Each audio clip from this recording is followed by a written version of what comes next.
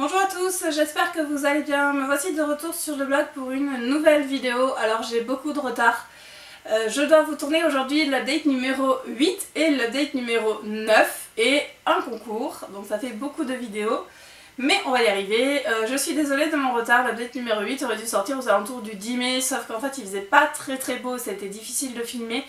Et je suis très occupée dans ma vie privée parce que je fais partie d'une association de danse haïtienne et on a notre spectacle qui approche, du coup c'est toujours une période un peu galère pour moi. J'ai décidé d'investir dans de la lumière pour tourner les vidéos, pour ne plus être embêtée avec l'heure, le jour, la météo, enfin tout ça, histoire de quand même pouvoir vous proposer des vidéos où l'image est potable. Donc voilà, pour l'instant j'ai pas encore acheté ça, mais là je vais vous parler de mon update numéro 8. Donc l'update numéro 8 reprend mes lectures du 20 avril au 10 mai. J'ai beaucoup de romans dont je dois vous parler, donc je vais essayer de faire ça rapidement, sachant que je vous ai déjà parlé de certains dans l'update, dans le bilan du mois d'avril. Donc du coup, ça devrait aller assez vite, ou pas.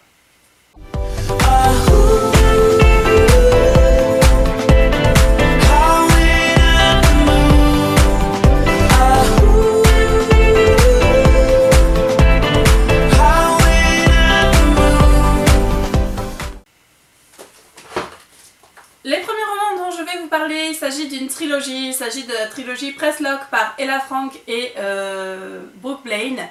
Ella Frank, dont j'ai déjà lu la série Temptation, que j'aime d'amour, enfin que j'aime vraiment beaucoup. Press Lock, c'est l'histoire de Ace Locke, qui est une star du cinéma, un grand acteur de blockbuster à l'américaine, qui a fait son coming out il y a environ un an. Pour l'instant sa carrière se porte très bien, parce que même s'il a fait son coming out, pour l'instant il ne sort pas, il ne s'affiche avec personne. Donc les fans ont un peu oublié qu'il était gay. Il a complètement flashé sur un jeune mannequin qui a une pub sur un énorme panneau devant lequel il passe tous les jours et sur lequel il fantasme à mort.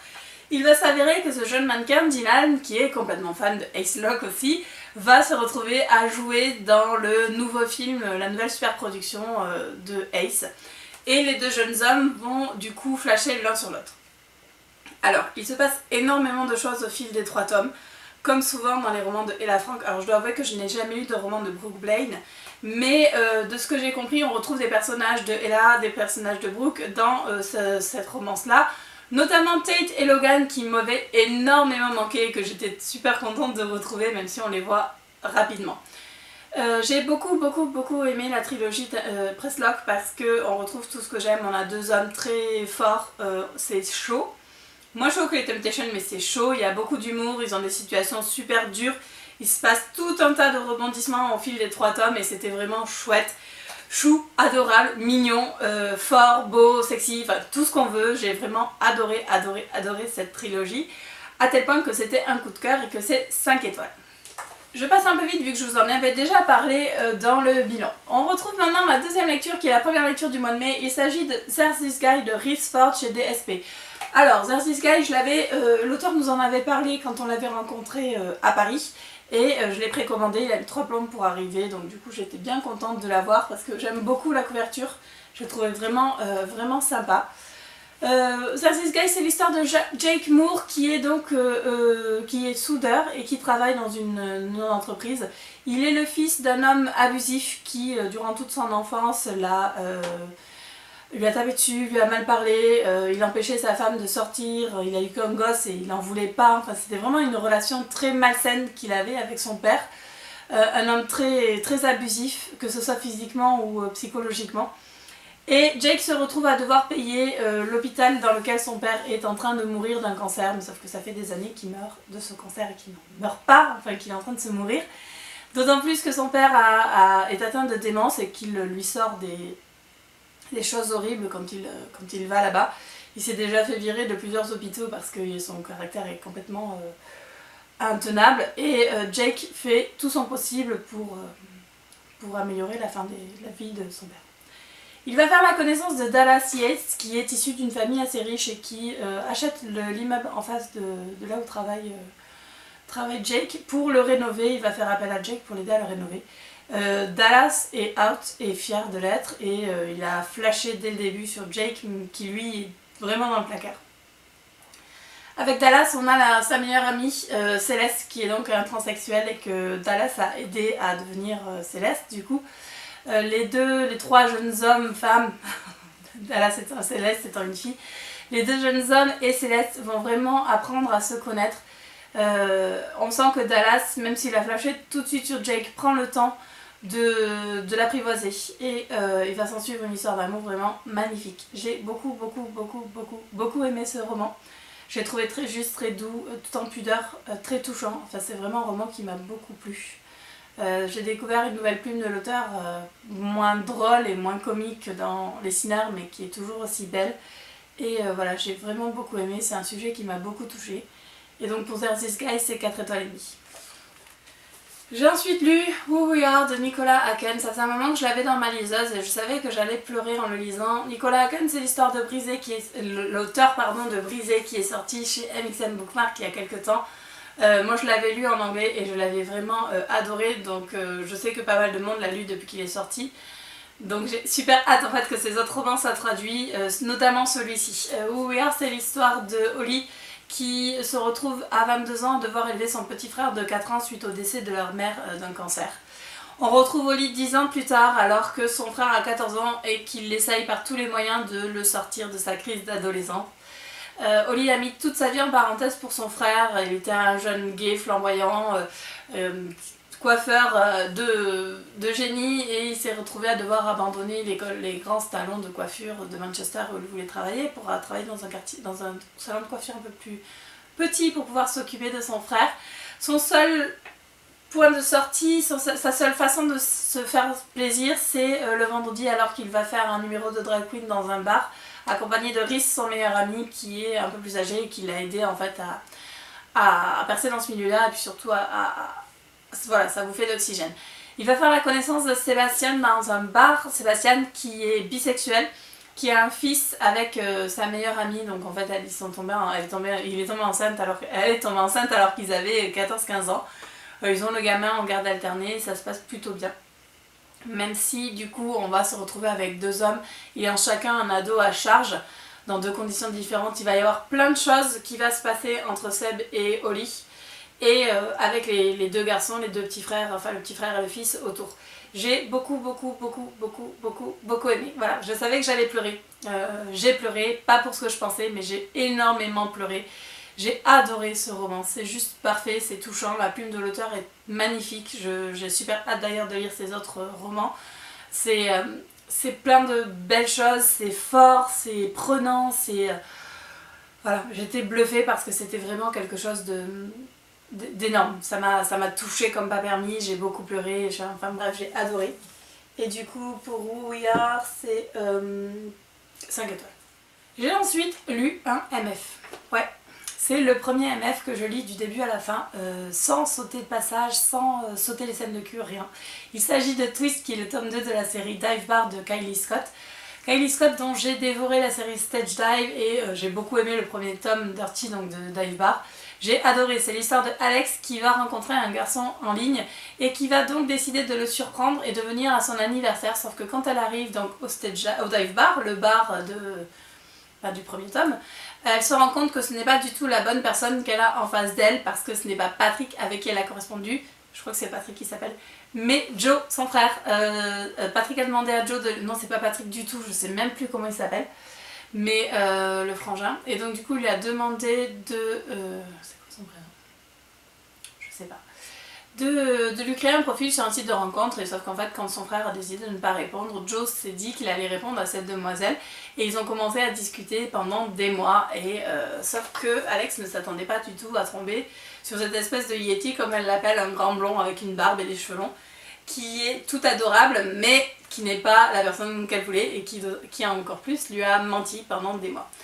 Elle va se retrouver bloquée dans la petite ville où ils habitent, dont je ne me rappelle plus le nom non plus, et il va se passer plein de choses avant qu'elle arrive à craquer pour Joe. J'ai adoré, tout simplement parce que, comme toutes les héroïnes de Kylie Scott, Alex est juste géniale. Elle est drôle, elle est forte, elle est indépendante. Voilà, elle est tout ce qu'on aime en fait, tout ce que j'aime chez une héroïne de roman, c'est-à-dire pas nunuche, pas chiante, pas mouiller sa culotte dès que le prince charmant lui parle. Je suis désolée, j'ai plus de voix. Voilà, c'est vraiment un personnage que j'ai beaucoup aimé, l'histoire était très drôle, c'est de la romance pur jus, mais j'ai adoré. On retrouve les personnages des autres séries, enfin des autres tomes tout autour, c'est vraiment un petit groupe sympa. Voilà, c'était une chouette lecture, ça m'a vraiment surpris d'autant aimer, surtout que comme c'était du MF, j'avais un petit peu d'appréhension, mais j'ai trouvé ça vraiment très bien. Et donc pour Twist, c'est 4 étoiles. J'ai ensuite lu Redeeming Grave, qui est donc le tome 2 des Baretti Security de Sloane Kennedy. Redeeming Grave se passe en même temps que Saving Ren, qui était donc le tome 3, que j'ai lu il y a quelques temps. J'ai beaucoup aimé. Rafe, c'est le 4e frère Baretti, qui est très fragile. Il a vécu des choses très dures pendant sa jeunesse, et c'est Cade, donc Cade qui est un garde du corps de un employé de l'agence de sécurité de Dom, enfin de Dom et Vin, les frères Baretti, qui va aider Rafe à s'ouvrir en fait.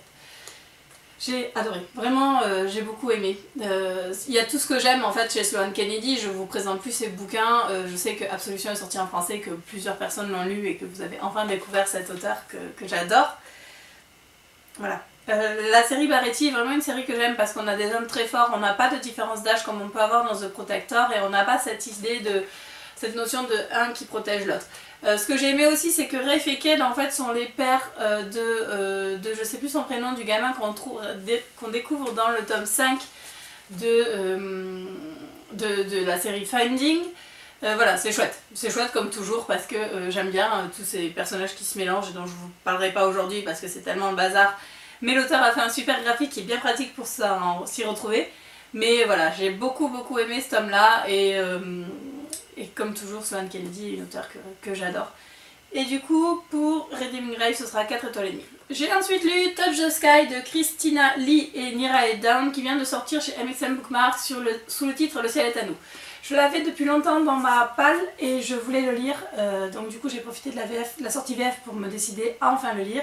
C'est l'histoire de Lucas et Gabriel, qui sont deux jeunes ados issus de milieux totalement différents, qui correspondent sur internet, et ils décident de faire leur coming out. Gabriel a ses parents, donc Gabriel qui est issu d'une famille très riche, et Lucas qui vit tout seul avec sa maman qui est alcoolique. Désolée. Du jour au lendemain, Gabriel ne donne plus de nouvelles à Lucas, et on va les retrouver 5 ans plus tard alors qu'ils sont complètement paumés, chacun dans leur vie. Ils vont se rencontrer par hasard, ils vont être attirés l'un par l'autre, même si Lucas a beaucoup de ressentiment envers Gabriel de l'avoir laissé tomber. Et Gabriel va mettre du temps à lui expliquer ce qui s'est passé, et chacun avec ses blessures, chacun avec ses fêlures, va essayer de soigner l'autre. On a Lucas qui est très fragile parce qu'il a vécu des choses très dures dans son enfance, et on a Gabriel qui souffre de maladie mentale. Et voilà, ces deux jeunes hommes vont essayer de se réparer. J'ai beaucoup aimé, c'était vraiment très bien abordé, le sujet des maladies mentales était super bien abordé, le sujet de l'alcoolisme avec la mère de Lucas. C'était très beau, c'était vraiment très fort, voilà, c'est une très jolie histoire, c'est le tome 1 d'une trilogie, mais les autres sont sur des personnages secondaires, même si j'avoue que j'ai hâte de les lire. C'était chouette, vraiment très chouette, et je vous recommande fortement si vous aimez ce genre de bouquin, c'est très beau, très fort, et j'ai pleuré. Voilà, j'ai enchaîné les bouquins qui faisaient pleurer de toute façon, donc un peu plus ou un peu moins. Et donc bref, pour Touch the Sky, c'est 4 étoiles et demie. J'ai ensuite décidé de lire Puis je t'ai rencontré de Sue Brown chez DSP, qui est un roman dont j'ai beaucoup entendu parler par Plume du blog En mal de chronique. Ça faisait un moment que je voulais le lire et je me suis dit bah tiens, pourquoi pas. Donc Puis je t'ai rencontré, c'est l'histoire de Andrew qui est marié, qui a un enfant, ou deux, un enfant. Qui vit dans une communauté à la Desperate Housewives où tout le monde s'occupe de la vie de tout le monde. Il y a des nouveaux voisins qui vont habiter en face de chez eux, Nathan et sa femme qui est enceinte.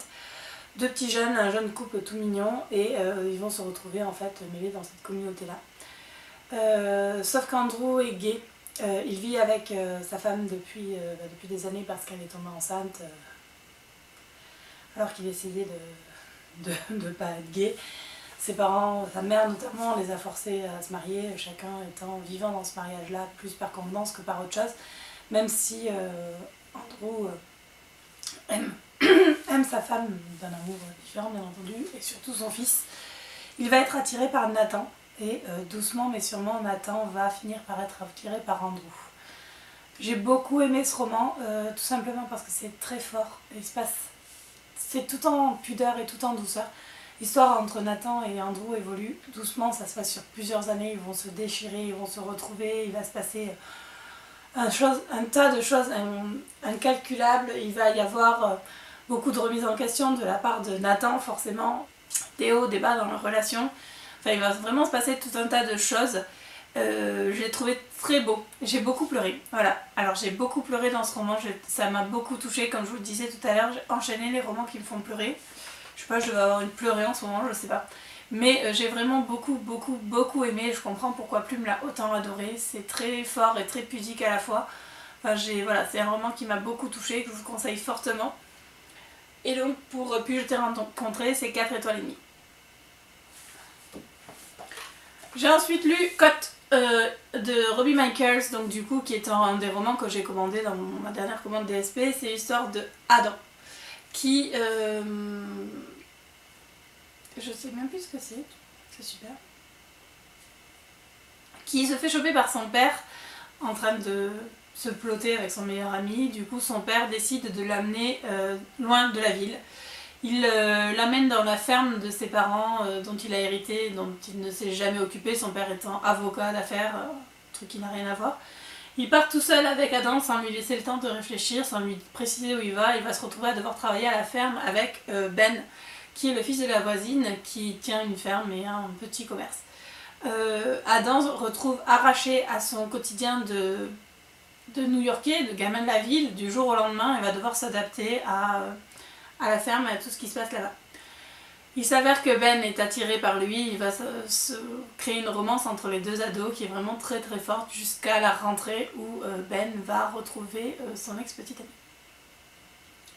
J'ai beaucoup aimé, c'est du young adulte comme j'aime, c'est assez court mais c'était vraiment sympa. Là aussi c'était fort, Adam passe par des sacrés sales moments, c'est très très difficile ce qui lui arrive. Et j'ai beaucoup aimé que ce soit la relation avec son père, la réaction de son père face à son homosexualité qui était négative. J'ai pas aimé la façon dont il réagit, mais la façon dont la relation père-fils est abordée. La relation avec Ben, bien entendu, la mère de Ben qui est très bien, comme vraiment une chouette femme. Et la façon dont Ben et Adam vont se découvrir tout simplement et vont s'aimer. C'était du young adulte pur jus. Si vous aimez le young adulte, celui-ci est vraiment très bien, je vous conseille fortement. Et donc pour Cote, c'est 4 étoiles et demie.